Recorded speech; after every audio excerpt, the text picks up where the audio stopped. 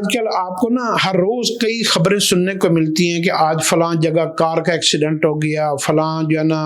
فلاں جگہ پہ تودا گر گیا، فلاں جگہ پہ سیلاب آ گیا، فلاں جگہ پہ جو ہے نا بندے کو جو ہے نا جیل ہو گئی، فلاں کے خلاف فیصلہ ہو گیا، فلاں کی اولاد نافرمان نکل آئی، فلاں بھی آدمی بڑی بیماری، بڑی مصیبت، بڑی مشکل میں ہے،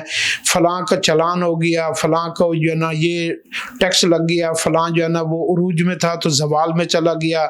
تو جتنے بھی آپ کو ناپسندیدہ خبریں دن میں زندگی میں ملیں، کسی بھی رشتہ دار کے بارے میں، دوست کے بارے میں، اخباروں میں، سوشل میڈیا میں،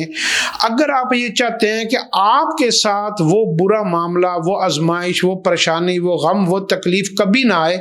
تو حدیث کے اندر ایک دعا آتی ہے، اگر آپ اس دعا کو پڑھ لیں، اس پریشانی، اس خبر کو سننے کے بعد،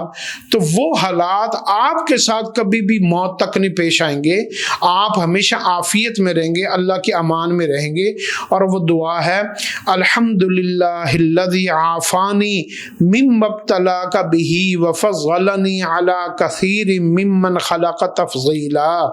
الحمدللہ الذی عافانی مما ابتلاک بہ وفضلنی علی کثیر ممن خلق تفضیلا۔